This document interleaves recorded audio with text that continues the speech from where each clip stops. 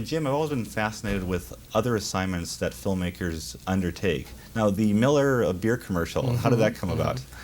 I'd had some, good luck with ILM on T2. They did some great effects, and I was fans of them. They're fans of me, so they called me up and said, "We have this great spot. We think we can sort of push the envelope a little further in effects. How would you like to do it?" And I said, "Sure, let's give it a try. See if we can really stretch the envelope." Well, how often do you get approached to do TV commercials? Okay, occasionally, I'm approached. I don't take very many of those because I find them distracting from what I really do. I think a lot of directors stay current. They get to try out new camera equipment and that sort of thing. But I'm usually too busy writing. Okay. A few years ago, I was in Germany when the Jim Belushi film K-9 was released, and in Germany, they changed the title to "My Partner with the Cold Nose." It was amazing to see what happens to American films in foreign markets.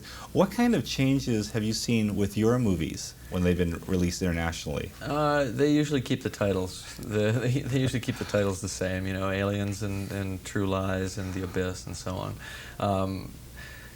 Funny things, like I think in Sweden on Aliens, they translated the nickname of the little girl. Her nickname was Newt. They translated it to Lizard. So it was always Lizard in every scene. You can't follow it all. You try to keep up with it, and you can't. They do a lot of test screenings of movies, and I've been walking down shopping malls, and they were trying out ad campaigns. Sure.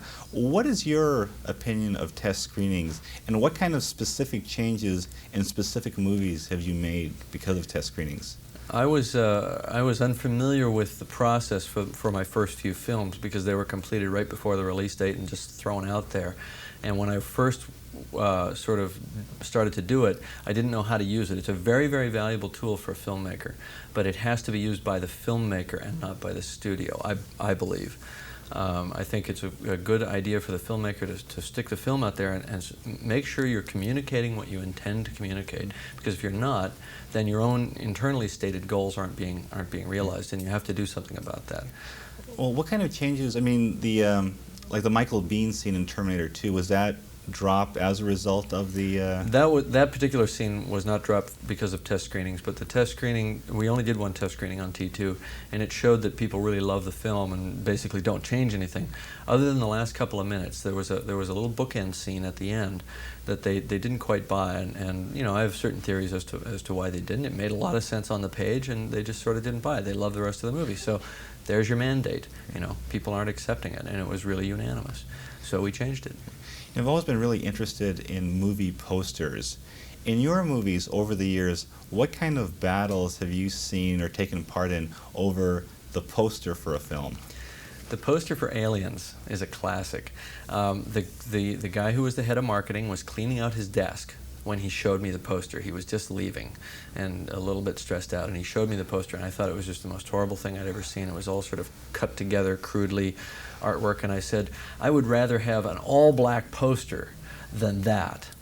The next day, after he left, they showed me an all-black poster for Aliens, and you know what? That's what we showed.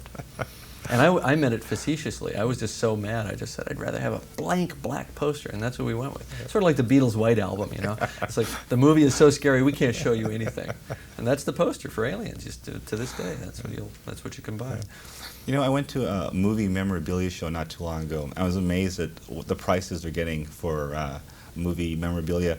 What kind of things do you collect from your films, and what kind of security do you have now when you make some of your movies?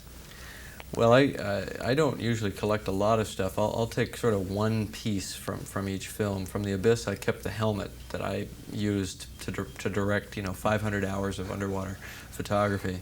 It's usually just one thing, one choice piece. The rest of it winds up going into a warehouse or shipped off to Planet Hollywoods. Arnold always has his guys call me up and say, "Hey, have you got something from the last film?" Okay, and one final question about sequels. When I was getting ready to do this interview back home, I was looking at some old video, and somebody asked me about a Terminator 3. Mm-hmm. What is your feeling about that, and what is the status of that movie?